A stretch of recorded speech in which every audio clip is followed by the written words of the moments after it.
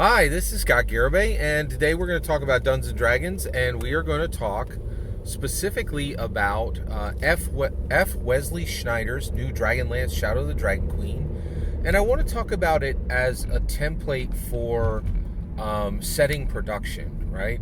And it's an extremely good book, and I really think it's well, I'm going to say it's a historically important book, but that isn't, I always try to talk to you guys about what's special, right? Like what's really new and fresh and meaningful, right? And I was like, this and Dragonlance, Shadow of the Dragon Queen is special, but the problem is every single Dungeons & Dragons D&D canon hardback that we get is not just a book anymore, right? It is an absolutely stunning defeat of hatred, right? And here I am. Hi, I'm Scott Garibay, right? I used to be a dungeon master. Now I'm a D&D sentinel. I am dedicating huge portions of my life to watching for the next group of people who will come and promise to destroy Dungeons & Dragons and reap the rewards for fear and hatred and threat, right? It happened in 1983. A whole bunch of evangelicals came and they got a lot of, what did they get for putting a virtual spear through Dungeons & Dragons? They got a lot of clout in their church, right? They got a lot of books burned, right? They got and they were able to very, very dramatically damage Dungeons & Dragons, right? To this day, no one forgets the 1983 Satanic Panic. And we just had our second one, the 2023 Manic Panic, and I will say I was incredibly frightened, and I never believed in a million years that all of it would, that the release valve would get pulled in a month, right? By the way, the Satanic Panic, let's start setting the history here, because the revisionists are running pell-mell to overwrite and white, and just put white paint over the fact, that they did it again, right? Like the OGLers, the Orc, and the OSR all promised to destroy Dungeons & Dragons forever. And they're all going to come and tell you it's a pun, and they're all going to tell you that D&D Begone did not mean the full destruction of Dungeons & Dragons. But I'm telling you, words are said in context of history, right? And whenever every single when the smartest and most of the OGLers and OSRs and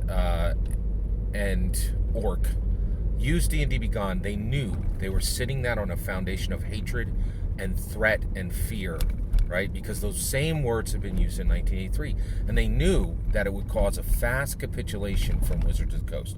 I don't think anybody knew it was going to be this fast, right?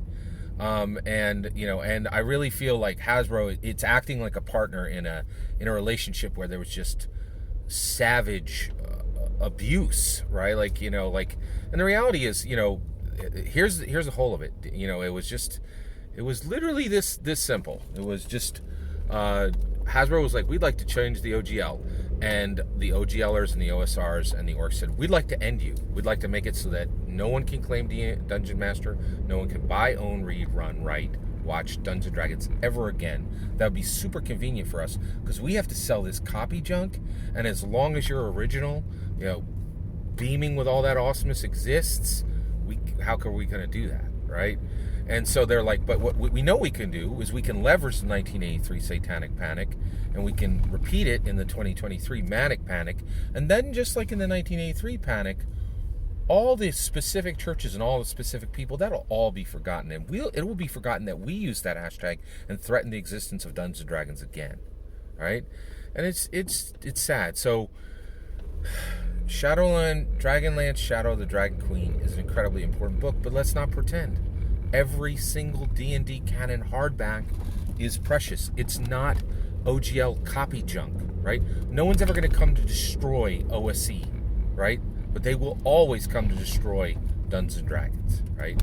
So I'm on the wall, man. It's cold. I got my fur on, and I'm ready, right? And I ain't never going to get fooled again thinking that Dungeons & Dragons is safe. So many of you out there get to play Dungeons & Dragons. Many of you get out there. Your highest duty is to run Dungeons & Dragons as a dungeon master. I am very jealous of your abilities to enjoy Dungeons and Dragons. I have to protect it because I'm the only one in this world who sees there's been two distinct chances, two distinct efforts to destroy Dungeons and Dragons forever. And just like the first, now all the work is being done, all the revisionism is being done to say that wasn't. We didn't lay the words D&D be gone on a foundation of hatred and fear and threat. That was the 1983 Satanic Panic, and that's why it made the company 100% capitulate to every single thing we did. We asked and more in less than a month, right? That didn't happen. Revisionism, right? And I'm the only person here who's going to say it, who's going to tell you the truth, right? And in my humble opinion, it's all right. Let's talk about Dragonlance Shadow of the Dragon Queen. So what is super important about F. Wesley Snyder's Dragonlance Shadow of the Dragon Queen? What is incredibly important about his book is this is the new template for setting, right? So, and I want to set this here because this happened with Spelljammer, right? And there's just so much I want to set into place, right? So we really need. So one, let's acknowledge that you use the word canon for a reason. Most precious book in the world is the Holy Bible, and they use the word canon next to it, right? And when it comes to Dungeons and Dragons, every single D&D hardback is now its value is incalculable because it's the only thing, and we just saw it like in the 2023 Satanic Panic. People were brought to their table and they're like, "Hey, log in, delete your account." Destroy 700 pages worth of, digitally burn those digital books, right? And there was even people coming and saying, I'm burning physical PHBs now, right? It's incredible, right? We have to understand how important these books are, right?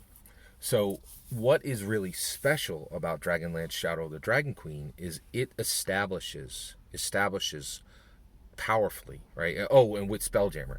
So they came in and were like, oh, Spelljammer was only, 3 68-page books with hardbacks and 3 68-page hardback books.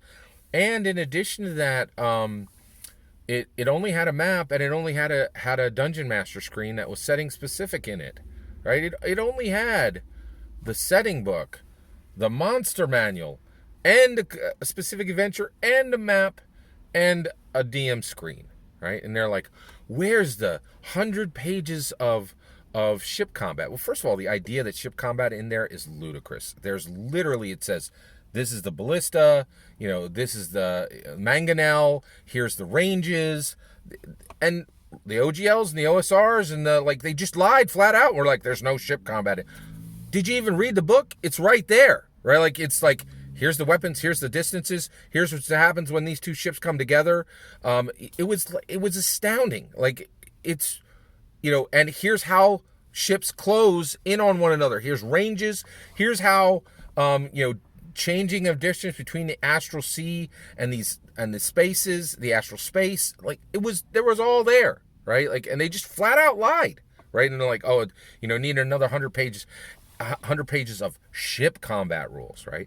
And this is the problem, is every, the OGLs, the OSRs, and the orcs, every time a new book drops, they should be worrying about their own stuff, right? But they don't. They come and squawk. They're like, hey, here's another book that we hate and we really wish didn't exist. We're going to talk about it nonstop. Mostly going to be hate talk, right? We really hate this book and we're going to tell you a million reasons why. Game Master channel, right?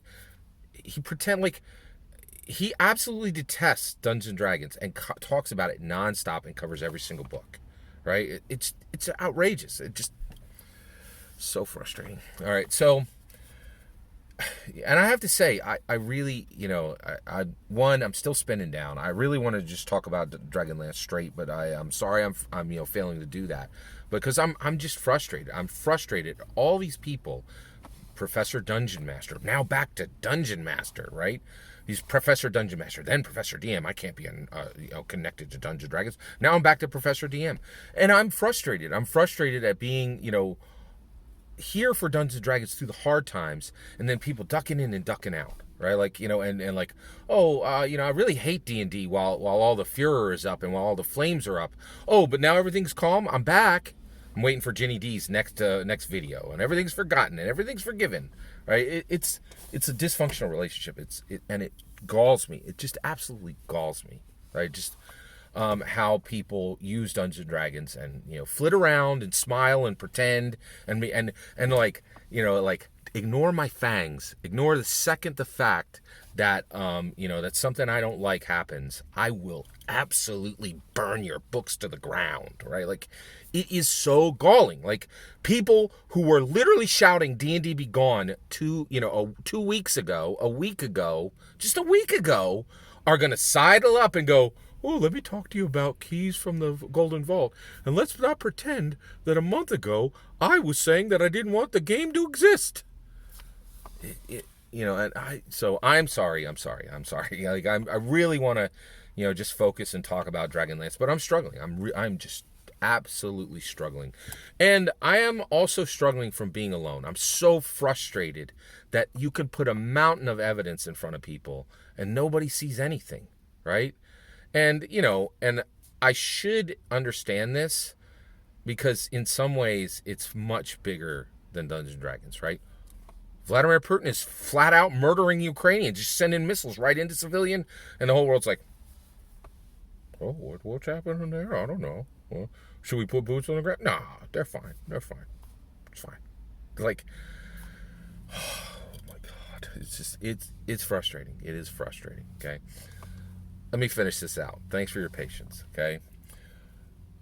F. Wesley Schneider has set this new template, right? And what it is never again are you going to get a 300-page lore book, right?